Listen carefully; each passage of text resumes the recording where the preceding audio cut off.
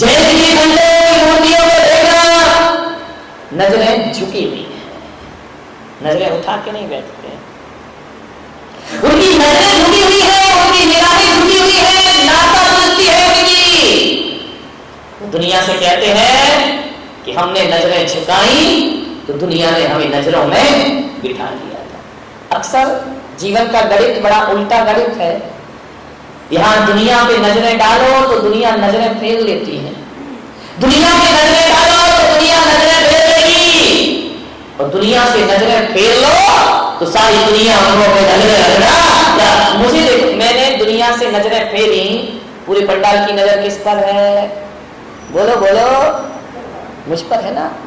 मैं चलता हूं तो देखते हो, मैं बोलता हूं तो देखते हो, मैं ध्यान में बैठता हूं तो देखते हो, और तो और मैं आहार लेता हूं तो भी सोलो खड़े खड़े देखते रहते। क्या खा रहे हैं, क्या पी रहे हैं, कैसे चल रहे हैं, कैसे बोल रहे हैं, कैसे देखते हैं, कैसे मुस्कुराते, सबकी निगाहें उन पर।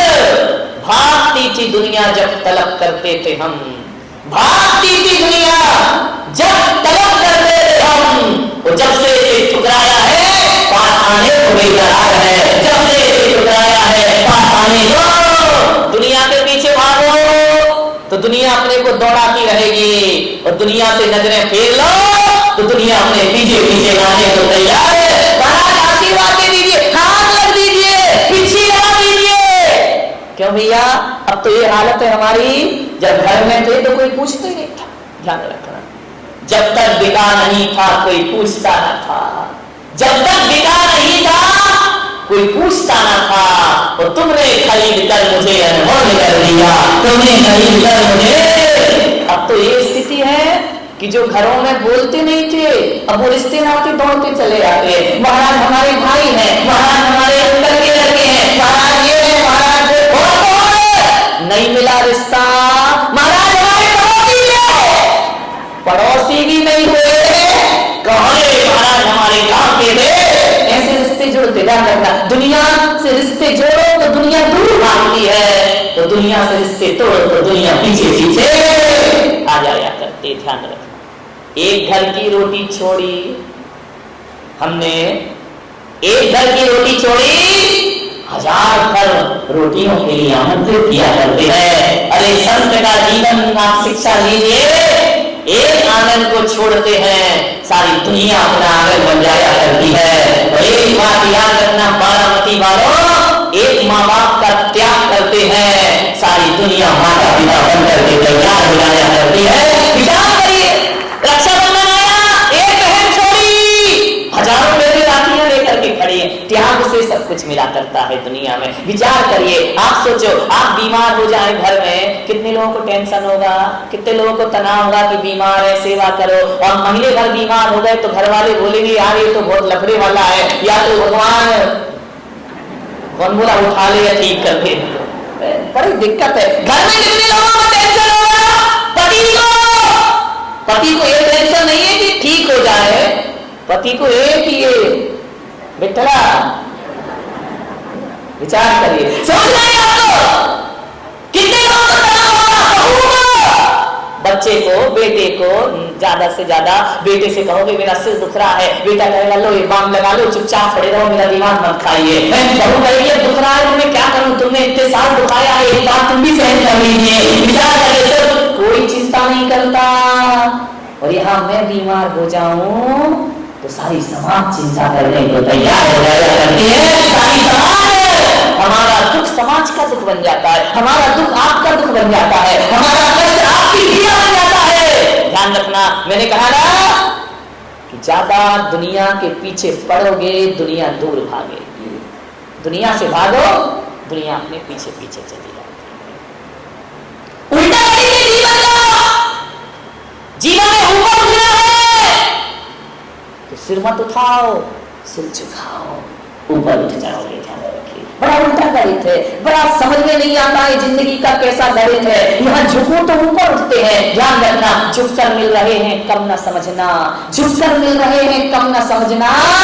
फलदार वृक्ष की डाली हमेशा झुकती है, फलदार वृक्ष की डाली हमें, जिस डाली में फल होंगे वही झुकेगी। ध्यान रखना, और जिसमें फल नहीं है बड़ा हुआ तो क्या हुआ, जैसे पेड़ मजबूत पंछी को छाया नहीं और फल लागे, ऐसे बड़े बन के क्या करोगे। एक बात बताओ, कभी आपने कोई पहाड़ चढ़ा है, किसी तीर्थ पे गए होंगे, शिखर जी गए, गिरनार जी गए, वैष्णो देवी गए, पहाड़ी चढ़ी होगी, एक आध बार तो चढ़ी होगी ना। आदमी पहाड़ चढ़ता है, सीढ़ियां तो चढ़ी होगी ना। विचार करिए, बड़ी मजे की बात है कि जब कोई आदमी पहाड़ पे चढ़ता है, सीढ़ियों पे चढ़ता है, ऊंचाइयों पे चढ़ता है, तो आगे की तरफ झुकता है। ध्यान रखना, जब ऊंचाई चढ़ो तो कमर झुक जाती है ना, ऊंचाइयों को चढ़ो तो कमर आगे की तरफ झुकती है। लेकिन एक बात और बड़े ध्यान से देखना कि जब आदमी ऊंचाई पे चढ़ता है तो आगे झुकता है, और जब आदमी उतरता है तो अकड़ता है।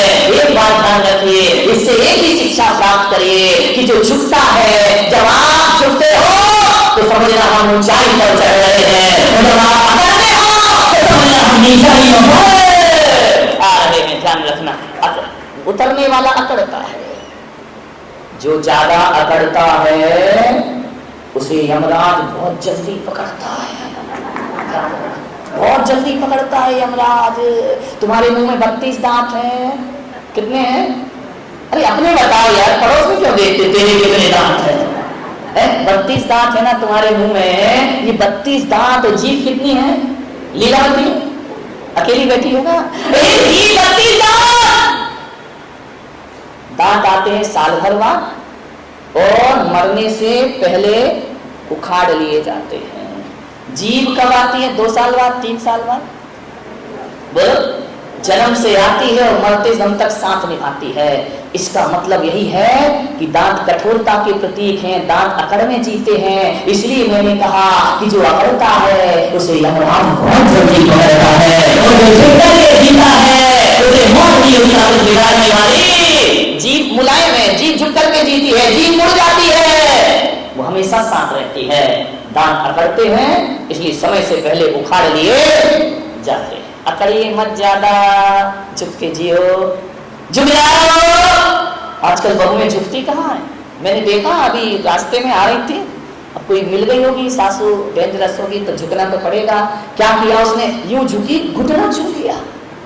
अरे मैंने कहा चरण छू रही, घुटने का को छू रही है? बोले महाराज आजकल कौन झुके इतना ज्यादा, आजकल तो चरण भी नहीं छूते हैं, घुटना छू लेते हैं। मैं आपसे निवेदन करूंगा, घुटना छूना कोई सम्मान नहीं हुआ करता है। ये भारत की संस्कृति है, यहाँ हाथ नहीं छूने जाते हैं, यहाँ घुटना नहीं छुआ जाता है, यहाँ तो बड़े बुजुर्ग महापुरुषों के चरण छुए जाते हैं, उनके चरणों को प्रणाम किया जाता है। आप लोग घुटना चरण छुओगे, आचरण मिलेगा। ध्यान, चरणों में आचरण हुआ करता है, चरण छुओगे आचरण मिलेगा, घुटना छुओगे घुटने का दर्द मिलेगा, आचरण तो मिलेगा। तो कितने लोग चेयर पे बैठे हैं, विचार में घुटना नहीं छुए, पक्का मान लेते घुटना नहीं छुए हैं, इसलिए आज घुटने खराब हो। आज सबसे ज्यादा बीमारी घुटने की हो रही है। जो लोग घुटने से परेशान है, किसी का गैप कम हो गया है, किसी का लुब्रिकेशन बंद हो गया है, कोई मेरा घुटना बदलवाओ, अरे घुटना बदलवाओ या ना बदलवाओ, अरे घुटना बदले या ना बदले, झुकना बदल जाए तो घुटना अपने आप ठीक है। हम झुकते, अब महिलाओं ने भी झुकना बंद कर दिया है टोटल। अब पहले की महिलाएं तो देखो पहले झाड़ू वाड़ू लगाया करती थी, हाथ से झाड़ू लगती थी, बैठ के लगाती थी, तो कमर और घुटने का एक्सरसाइज हो जाता था, कमर को झुकाना पड़ता था।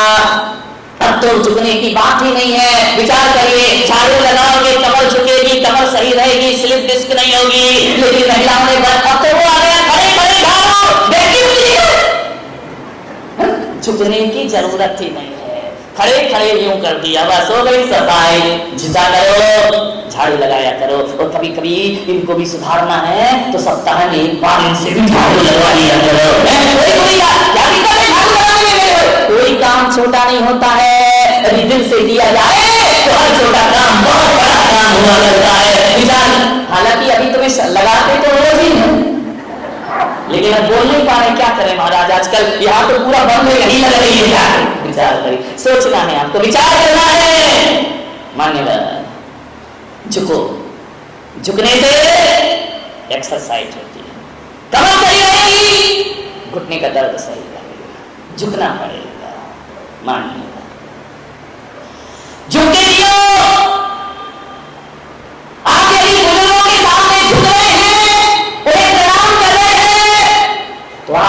सोचना कि आप बुजुर्गों का सम्मान कर रहे हैं। ध्यान रखिए, जो आदमी अपने बुजुर्गों के सामने झुकता है वो हकीकत में देखो तो माँ बाप का सम्मान नहीं करता, बल्कि अपने आप का सम्मान बढ़ा लिया करता है, अपने संस्कारों का सम्मान बढ़ा लेता है, अपनी सभ्यता का विस्तार कर लिया करता है।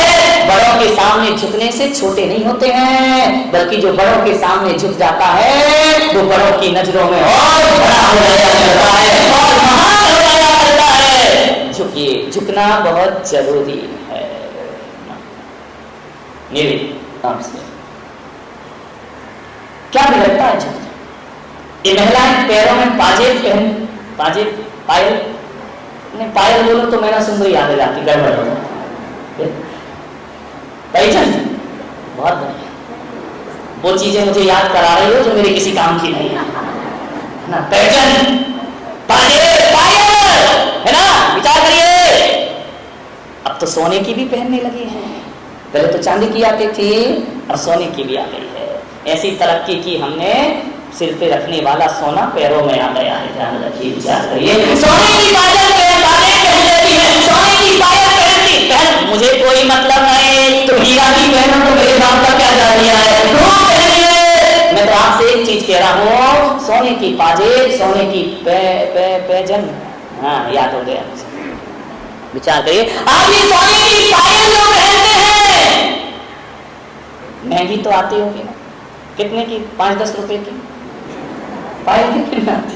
मुझे नहीं मालूम भाई कितने में आती, तुम लोग बताओ ना भाई। ये तो उनको पहनने से मतलब खर्चा तो तुम करते हो। अविनाश से कितने की आती है पायल? अच्छा, मैं नहीं बताऊंगा तुझे, क्योंकि रेट बताया और आधी डिमांड शुरू हो जाएगी घर में।